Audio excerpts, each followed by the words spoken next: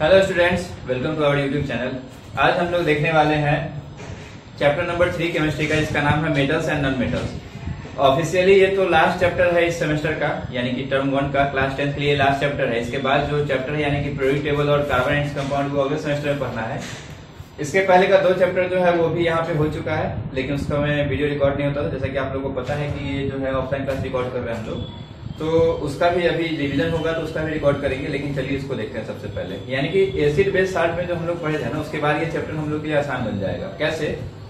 अच्छा, वो तो खैर केमिकल प्रॉपर्टीज में आएगा ना। पहले शुरू करते हैं हम लोग फिजिकल प्रॉपर्टीज से, जैसा क्लास 8 में, शायद 8 में था या 7 में था, बोल सकता है ऑफलाइन क्लास में। हाँ, 8 में था ना। तो 8 में जैसा कि हम लोग पढ़े थे कि मेटल्स नॉन मेटल्स में कुछ फिजिकल प्रॉपर्टीज भी होता है, तो उससे कुछ क्वेश्चन एराइज होता है फिर कि कौन मेलिएबल है, कौन नहीं है, कौन डक्टाइल है, कौन लस्ट्रस है, ऐसा कुछ टर्म आया था, याद आ रहा है? तो इसमें से मेटल्स में जो जितना ही प्रॉपर्टी है सब मेटल से शो करता है, यानी कि नॉन मेटल में तो हम लोग को ना लगाना है। अगर हम पूछे कि हाई बॉइलिंग पॉइंट किसका होगा, तो मेटल का, और नॉन मेटल का उल्टा कि नहीं होगा। हाई मेल्टिंग पॉइंट किसका होगा, मेटल का। लस्ट्रस कौन होगा, मेटल। सोनरस कौन होगा, metal. Ductile metal, malleable metal, hard metal, solid metal, सब मेटल ही है। मतलब जो ना होने वाला है वो सब नॉन मेटल है। तो ज्यादा समय वेस्ट ना करते हुए एक क्वेश्चन मेरा अभिज्ञा से। अभिज्ञा, मेलिएबल किसको बोलते हैं? सर जल्दी जल्दी बोलो। मेटल को। मेटल का? चलो ऑप्शन देते हैं। मेटल्स को हम लोग 2 तरीके से पतला करते थे। पहला, जब उसका हम लोग सीड के फॉर्म में बदले, और जब हम उसको वायर के फॉर्म में बदले। तो वायर के फॉर्म में जब बदलते हैं तो उस प्रोसेस का नाम डक्टाइल है या मेलिएबल? डक्टाइल। वायर के फॉर्म में जो बदलते हैं वो डक्टाइल है, और जो सीड के फॉर्म में बदलते हैं वो है मेलिएबल। तो मतलब याद रहेगा आगे से। और शाइनिंग जो सरफेस होता है मेटल्स का, वो उसको क्या कहते हैं, लस्ट्रस। और जो मेटल्स का जो साउंड होता है थोड़ा सा, हाँ बहुत अच्छा, सोनरस होता है। ठीक है, तो शुरू करें। सबसे पहले क्या, सबसे फर्स्ट पॉइंट हम लोग क्या होना चाहिए, मेटल इज सॉलिड या metal is sonorous, metal is lustrous या मेटल इज हार्ड, या शुरू कहाँ से करें? मतलब सबसे कॉमन पॉइंट जो हम लोग को देख के पता चलेगा वो सबसे पहला पॉइंट तो यही है ना कि सॉलिड है। तो सबसे पहले हम लोग किससे शुरू करेंगे? अच्छा, डिफरेंस बिटवीन में लिख लेंगे, ज्यादा समय से वेस्ट नहीं करना है, क्योंकि क्लास 10 में केमिकल प्रॉपर्टी ज्यादा जरूरी है फिजिकल के मुकाबले। वैसे फिजिकल से क्वेश्चन तो रेयरली ही पूछता था पहले भी, अभी भी वही बात है। हालांकि अब ऑब्जेक्टिव हो गया है तो एक्सेप्शन पूछ सकता है, जिसमें हम लोग आज ज्यादा जोड़ देंगे, अलग से लिखा भी देंगे कौन किसका एक्सेप्शन है, क्यों ऐसा है, ये सब भी बता दिया जाएगा। वो बात की बात है। लेकिन सबसे पहले हम लोग इसमें ज्यादा टाइम वेस्ट नहीं करते हैं। मेटल्स और नॉन मेटल्स तुम लोग लिखते रहो साथ में। फिर भी सबसे पहली बात यहाँ पे हम लोग लिखने वाले हैं, जैसा कि हम बोले थे कि सबसे पहला जो चीज हम लोग को देख के पता चलेगा, फिजिकल प्रॉपर्टीज मतलब क्या होता है?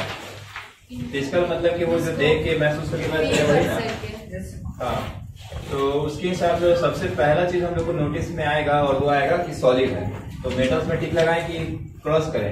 मेटल में टिक लगाएं। सही है। Yes sir. सॉलिड के बाद जो दूसरा पॉइंट लिखेंगे वो लिखेंगे लस्ट्रस। मेटल में टिक। तो इसमें भी मेटल में टिक लगाएंगे। अच्छा, एक बात छूट गया, हार्ड में तो साथ में लिखना था ना। हार्ड में भी क्या लिखना है, इसमें टिक लगेगा, इसमें क्रॉस होगा। आ जाओ। सोनरस में भी इसमें टिक लगेगा, इसमें क्रॉस होगा। अगर हम बात करेंगे डक्टाइल का, तो डक्टाइल में भी इसमें टिक लगेगा, इसमें क्रॉस होगा। बात करेंगे मेलिएबल का, तो मेलिएबल में भी इसमें टिक लगेगा, इसमें क्रॉस होगा। सही है। अब आगे इसके बाद क्या है, मेलिएबल के बाद अभी तो 5 ही पॉइंट हुआ है। High melting point, high boiling point, similarly high boiling point. बैठ जाओ। उसके बाद good conductor, conductor of electricity, दोनों आएगा। गुड कंडक्टर ऑफ इलेक्ट्रिसिटी भी लिखेंगे और गुड कंडक्टर ऑफ हीट भी लिखेंगे। गुड कंडक्टर ऑफ हीट, दोनों में टिक लगाएंगे, मेटल के साइड, और क्रॉस करेंगे नॉन मेटल के साइड। तो सॉलिड हो गया, लस्ट्रस हो गया, हार्ड हो गया, सोनरस हो गया, डक्टाइल हो गया, मेलिएबल हो गया, high melting point, high boiling point. Lustrous हुआ ना, ऊपर में तो लिखते हैं। डेंसिटी के मुकाबले में भी इसका क्या होगा, इसका हाई होगा, या यही लिख देते हैं ना हाई डेंसिटी। हाई डेंसिटी लिख के टिक लगा देते हैं और इसमें क्या कर देते हैं, क्रॉस कर देते हैं। कितना प्रॉपर्टी हो गया, 10 हो गया। यस 10 हो गया ना, काफी है। वैसे तो इस पर वैसे भी ऑब्जेक्टिव है तो पूछेगा नहीं कि राइट 10 प्रॉपर्टीज या फिर राइट 5 डिफरेंस बिटवीन, ऐसा तो पूछेगा नहीं। तो हम लोग को सिर्फ मेनली ऑब्जेक्टिव के लिए ही तैयार करना था, ठीक है। अब समस्या यह है कि हम तो ओवरऑल लिख दिए इसमें, मतलब जो हम लोग बेसिक पढ़े थे क्लास 8 में वो अभी तक हम लोग लिख चुके हैं। लेकिन इसके बाद जो ज्यादा जरूरी बात है वो बात ये है कि सॉलिड ऐसा कौन सा मेटल है जो सॉलिड नहीं होता है ये जरूरी नहीं है। क्लास 10th में इस बार के लिए ऑब्जेक्टिव ज्यादा जरूरी है, लेकिन ऑब्जेक्टिव के लिए ये थोड़ी ना पूछेगा कि which of the following are solid, metal, non metal, both, none, ऐसे तो नहीं पूछेगा। ये तो उसको पता है कि तुम लोगों को पता होना ही चाहिए, तो इसलिए इसमें पूछेगा एक्सेप्शन क्या है। तो ऐसा कौन सा मेटल है जो सॉलिड नहीं है, तो मरकरी। अभी इसको लिखेंगे भी हम लोग, इसके बाद इसको लिखने के बाद उसको भी लिखेंगे एक बार पॉइंट बाय पॉइंट करके। ऐसा कौन सा मेटल है जो लस्ट्रस नहीं है? Sir iodine. तो वो मेटल ही नहीं है, पहली बात। लस्ट्रस नहीं है। हाँ, दूसरी बात sir diamond and gold. Diamond तो लस्ट्रस बहुत ज्यादा हेवी हो गया, लेकिन दूसरी बात कि वो मेटल नहीं है। हम पूछे लस्ट्रस नहीं, एनीवन प्रोड्यूस, ऐसा कौन सा मेटल है जो लस्ट्रस नहीं है? सोडियम है। चलो ठीक है, तो लीड है वो आंसर। अभी लिखेंगे उसका हम लोग लीड, अभी हम लोग लिखेंगे एक साथ उसको, पॉइंट बाय पॉइंट लिखेंगे सबका। उसके बाद ऐसा कौन सा मेटल है जो हार्ड नहीं है? Sodium potassium. मतलब पहला ग्रुप का जो भी अल्कली मेटल्स डायरेक्ट बोल देते हैं, सेकंड वाले को अर्थ अल्कली मेटल्स बोलते हैं, पता है ये सब। पहला ग्रुप अल्कली मेटल्स, दूसरा ग्रुप अर्थ अल्कली मेटल्स। खैर अगर नहीं पता है तो इसको बाद में डिस्कस करेंगे। लेकिन जितना भी अल्कली मेटल्स है, यानी कि जो तुम्हारा सोडियम है, लिथियम है, पोटेशियम है और रुबिडियम, खैर उसके बाद तो कोई काम का नहीं, मतलब उतना कॉमन नहीं है। तो जितना फर्स्ट ग्रुप में जितना भी फर्स्ट ग्रुप में जितना भी एलिमेंट्स है वो सारा का सारा क्या है? हार्ड ना होकर के सॉफ्ट है। मतलब कि अगर एक्सेप्शन हमको लिखना हो तो हार्ड के में एक्सेप्शन में क्या रहेगा? सोडियम रहेगा, इसके एक्सेप्शन में लिथियम रहेगा और क्या रहेगा? पोटेशियम रहेगा, सब इसका एक्सेप्शन है। उसके बाद ऐसा कौन सा मेटल है जो सोनरस नहीं है? तो सोनरस का तो बहुत एग्जांपल है, जो पाउडर के फॉर्म में पाया जाता है, मतलब है तो सॉलिड ही, लेकिन पाउडर के फॉर्म में पाया जाता है। जो कमजोर है वो सोनरस साउंड नहीं क्रिएट करेगा। कौन कौन है जो हार्ड नहीं है? अभी तो जस्ट बताए हैं।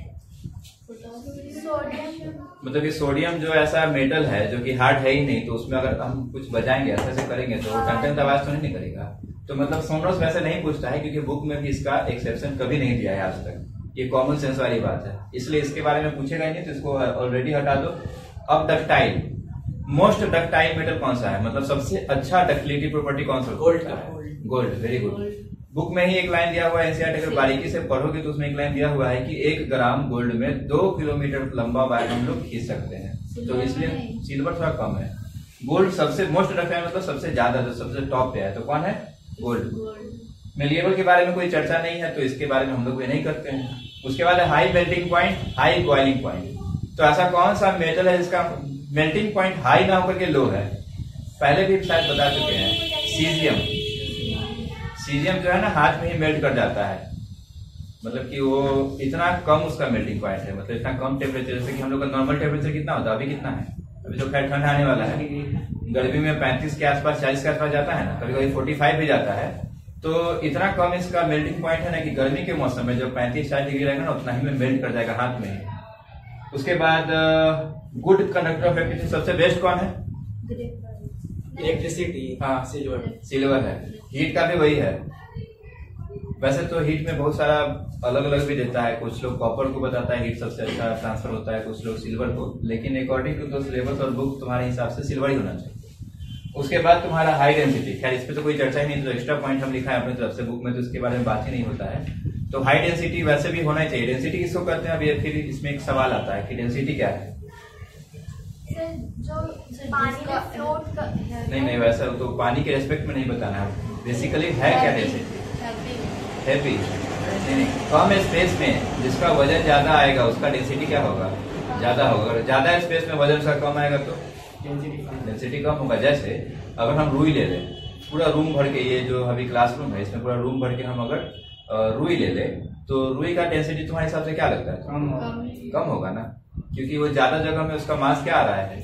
कम आ रहा है। लेकिन जब कम जगह में ज्यादा मास, जैसे लोहा इतना छोटा सा रहता है, उसमें 1 किलो हो जाता है, तो उसका क्या है? इसका मतलब डेंसिटी उसका क्या है? ज्यादा है। तो उस हिसाब से जितना भी मेटल्स है वो सबका डेंसिटी क्या है? अब हमसे एक मॉर्निंग वाले बैच यानी कि नून वाले बैच में एक बच्चा पूछा कि सर बैलून क्या है, मेटल है या नॉन मेटल है? तो इसका आंसर क्या होगा?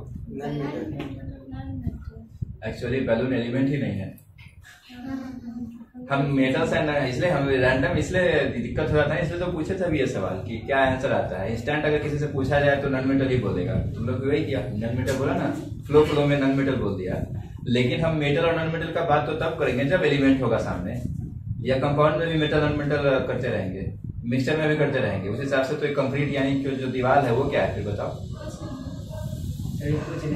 नहीं ना, एलिमेंट का बात होता है कि कौन मेटल है कौन मेटल नॉन मेटल, यानी कि जो प्योर फॉर्म में होता है, जो ऑलरेडी ब्रोकेन, मतलब कि उसको तोड़ा नहीं जा सके, cantt be broken into further parts, उसको क्या बोलते हैं? एलिमेंट। और एलिमेंट का पार्ट है मेटल और नॉन मेटल। तो बैलून का कोई इसमें क्लासिफिकेशन हो पाएगा क्या? पॉसिबल ही नहीं। तो इधर सब का एक्सेप्शन देख लिए मेटल्स का। अब कुछ नॉन मेटल्स का एक्सेप्शन। ऐसा कौन सा नॉन मेटल है जो सॉलिड है? ब्रोमीन लिक्विड है।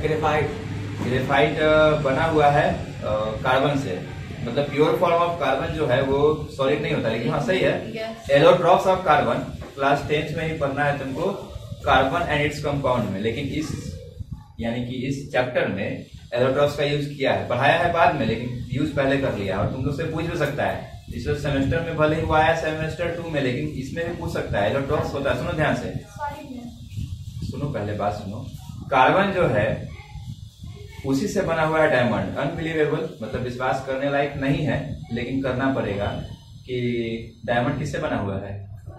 कार्बन से बना हुआ है। ग्रेफाइट भी किससे बना हुआ है? जैसे अगर हम तुमसे पूछे कि हम लोग किससे बने हुए हैं, तो आंसर होगा सेल से, ग्रुप ऑफ सेल। वैसे ही अगर ग्रुप ऑफ कार्बन बोलना हो या ग्रुप ऑफ कोई दूसरा एलिमेंट बोलना हो, तो ग्रुप ऑफ वो सेम एलिमेंट को ना बोल कर ग्रुप पे जगह एक नया टर्म यूज किया, उसका नाम है एलोट्रॉप्स। मतलब ऐसा कोई भी चीज जो सेम एलिमेंट को तरीके से जोड़ के बनाने पे कुछ और बन जाए, तो उसको कहते हैं एलोट्रॉप्स। जैसे कार्बन को अगर इस तरीके से जोड़ा जाए तो बन जाता है ग्रेफाइट, और जब 3D में हेक्सागोनल से, मतलब हेक्सागोनल नहीं, मतलब कि इस तरीके का कुछ था शेप उसका, मतलब इस तरीके का शेप में अगर जोड़ा जाए तो इसको क्या बोलेंगे? डायमंड। यानी कि डिपेंड करता है शेप पे। हेक्सागोनल इसका है, ग्रेफाइट का है। ये खैर तुम लोग को डिटेल में इतना नहीं पढ़ना है, बस इतना जानो कि ग्रेफाइट और डायमंड दोनों किससे बना हुआ है? कार्बन से। यानी कार्बन का ही समूह मिलकर के बना है ग्रेफाइट, और कार्बन का ही समूह मिलकर के बना है डायमंड। तो समूह को यहाँ समूह ना करके केमिस्ट्री में एक नया टर्म दे दिया है एलोट्रॉप्स। मतलब कि एलोट्रॉप्स उस टाइप के मतलब सब्सटेंस को बोलेंगे जो किसी एलिमेंट के ग्रुप से मिलकर बना हुआ है। बात करता हूँ तो उस हिसाब से ग्रेफाइट अभी एग्जांपल दिया था ये कि ग्रेफाइट सर जो है वो सॉलिड है।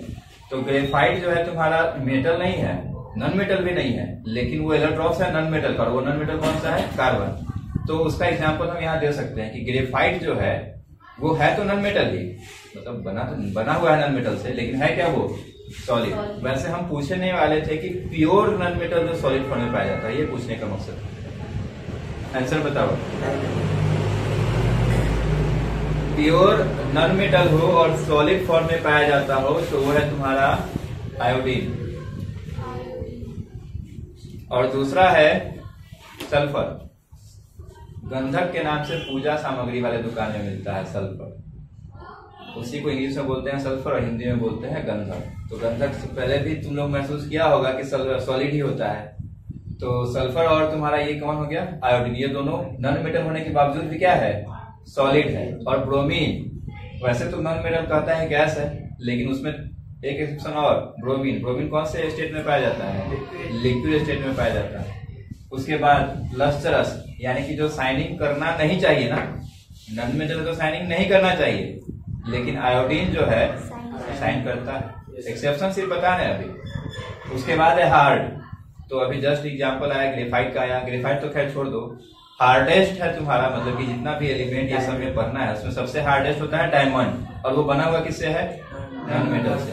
तो मतलब ये जो एक्सेप्शन का भी बाप हो गया उस हिसाब से, कहता है कि ये हार्ड होगा ही नहीं होगा। और सबसे ज्यादा हार्ड जो चीज है वो किससे बना हुआ है? नॉन मेटल से। उसके बाद फिर सोनोरस का बात नहीं होगा, डक्टाइल का बात नहीं होगा, यहाँ मेलिएबल का नहीं होगा। उसके बाद फिर हाई मेल्टिंग इसका भी बात नहीं होगा, इसमें कोई एक्सेप्शन नहीं है। फिर यहाँ एक्सेप्शन है गुड कंडक्टर ऑफ इलेक्ट्रिसिटी। तो सारा एक्सेप्शन हम लोग देख लिए, अब उसको बस लिखना है। तो ये वाला लिख लिया, ठीक है। तो इसको मिटा करके सारा एक्सेप्शन एक साथ हम लोग लिख लेते हैं, जितना भी है उसको हम लोग एक साथ लिख लेते हैं। चलो अब सारा एक्सेप्शन हम लोग एक साथ लिखते हैं। एक्सेप्शन का स्पेलिंग बताओ तो नवनीत। EXCEPTION। चलो अच्छा है, हमको लगा था नहीं हो पाएगा। क्या एक्सेप्शन हम लोग लिखेंगे। एक्सेप्शंस में हम लोग सबसे पहले लिखेंगे जो सबसे कॉमन था। कौन सा सॉलिड नहीं था तुम्हारा? Mercury. Mercury is a metal but liquid at room temperature. Same non metal में भी इस पे एक एक्सेप्शन था, एक नहीं दो था, आयोडीन और सल्फर। आयोडीन और sulphur is non metal but solid, comma bromine is liquid at room temperature. मतलब कि ये दो एक्सेप्शन तो काफी कॉमन है और ये अक्सर पूछ भी सकता है। तीसरा यानी कि थर्ड, ऐसा कौन सा मेटल है जो हार्ड नहीं है? तो क्या था उसका? Sodium, potassium, lithium. यानी कि ब्रैकेट में हम क्या लिखते हैं? जितना भी एल्कली मेटल्स है वो सारा का सारा क्या है? आर नॉट हार्ड, यानी कि हार्ड नहीं होता है। उसके बाद नॉन मेटल में एक्सेप्शन था हार्ड पे, कौन सा? डायमंड। डायमंड वैसे तो बेसिकली प्योर नॉन मेटल नहीं है, लेकिन डायमंड क्या है? एलोट्रॉप्स ऑफ कार्बन है। Allotropes of carbon is hardest among all. बताओ, ये तो धोखा ही है एकदम। उसके बाद 5वां नंबर, ऐसा कौन सा, अब इसके बाद क्या पॉइंट था देखिए बताओ। हार्ड सॉलिड का हार्ड पे, और उसके बाद कौन सा था? लस्ट्रस ना। लस्ट्रस में देखो ऐसा कौन सा मेटल था जो लस्ट्रस नहीं था? बताए थे ना अभी, क्या बताए थे? Lead. Lead is a metal, यानी कि ये मेटल है बेसिकली बट नॉन लस्ट्रस। उसके बाद आयोडीन। आयोडीन जो है वो क्या है? वो नॉन मेटल है बट लस्ट्रस है। उसके बाद मोस्ट डक्टाइल कौन सा था? गोल्ड। भूल गया? Yes sir. उसके बाद बेस्ट कंडक्टर ऑफ इलेक्ट्रिसिटी कौन सा था? अरे सिल्वर ना, ये अभी लिख रहे हैं मेटल का। उसके बाद 9 नंबर में ग्रेफाइट। ये भी क्या है? एलोट्रॉप ऑफ कार्बन है, लेकिन ये भी क्या करता है? Conduct electricity. नेक्स्ट इसका। उसके बाद 10 नंबर में तुम्हारा सीजियम जो था और गैलियम, ये दोनों है तो मेटल, आर मेटल्स बट है लो मेल्टिंग पॉइंट। याद आया? कोई छूट भी गया क्या? एक बार मिला लो तो। कोई छूट भी गया? शायद नहीं। सब पे बात हो गया। मेल्टिंग पॉइंट पे कर लिए, इलेक्ट्रिसिटी वाले पे कर लिए, उसके बाद फिर हम लोग हार्ड पे कर लिए, स्ट्रॉन्ग पे कर लिए, लस्ट्रस पे कर लिए, सब तो हो गया। ठीक है, तो ये फिजिकल प्रॉपर्टीज हमारा यहाँ पे खत्म होता है। अब अगले क्लास में यानी कि अगले वीडियो में हम लोग देखेंगे केमिकल प्रॉपर्टीज, और उसके अगले में देखेंगे आयनिक बॉन्ड। बस 3 क्लास का ये चैप्टर है, ज्यादा समय लगेगा नहीं, इजी भी है ये चैप्टर वैसे, बाकी 2 से तो आसानी है। तो अगले क्लास में हम लोग देखेंगे केमिकल प्रॉपर्टीज, फिजिकल प्रॉपर्टीज में बस इतना ही है। Thank you.